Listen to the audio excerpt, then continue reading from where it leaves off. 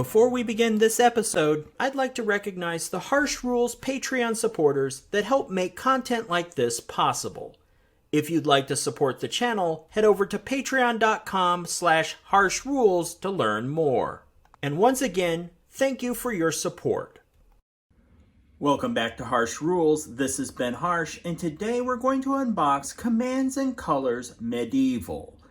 So this is the box for it, GMT Games. You know, the cover art on this is okay. It gets the point across. I think if we'll turn it over and take a look at the back. So we got 19 battle scenarios. The challenge here is when people see this medieval game, they automatically think of the Crusades, and actually this first volume is the Byzantine Empire versus the Sassanid Persians. So some people get a little disappointed at first. There is an expansion coming that has the Crusades in it, I believe, but this first game is a little bit earlier period.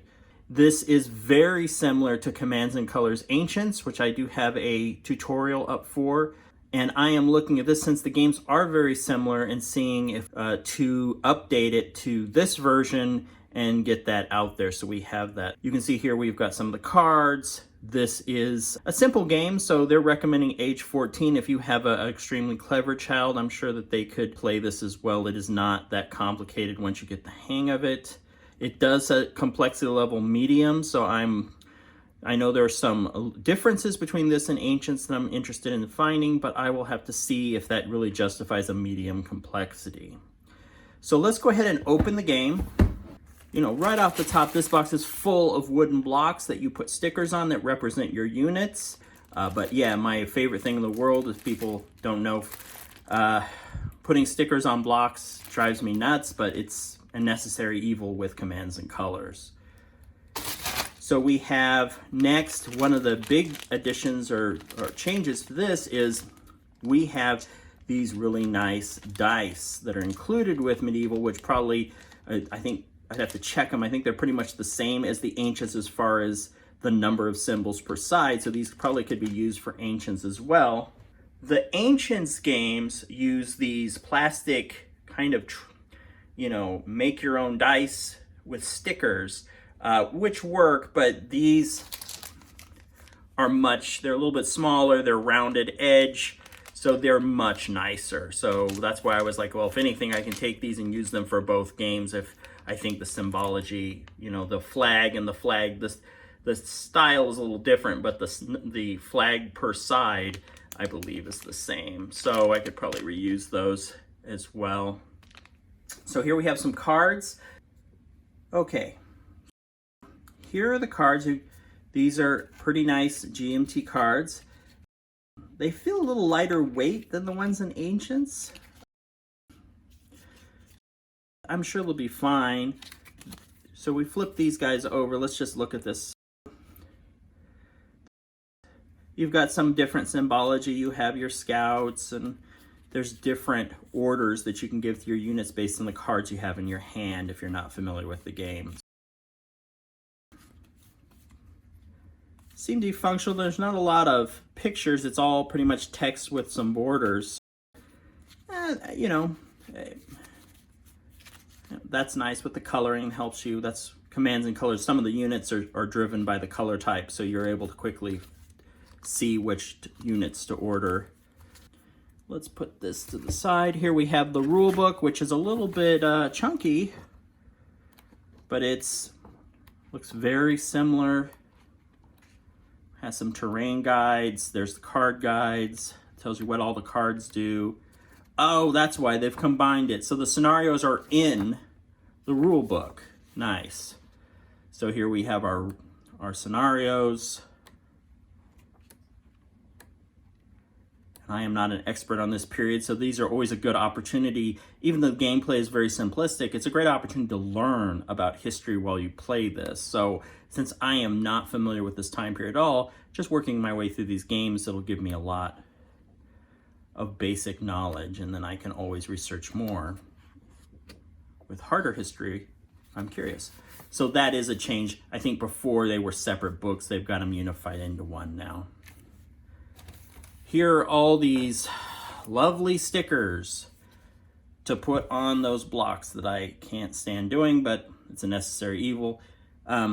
Good solid art as usual. And here you can see in the corners, if you haven't played these games, here's the color that tells you. If you're rolling a dice and you roll that color, that's the color that gets hit, and so on. Here's some of the leaders in the corners. But all pretty standard as far as commands and colors fair goes. Okay. Here we have some punch board. I'm not familiar with this symbol. I'll have to find out what this means. There's a kind of a gleaming sword. Here's some arrows and some banners. So that's very interesting. I wonder if those are replacing the blocks. They just use the counters instead. Interesting.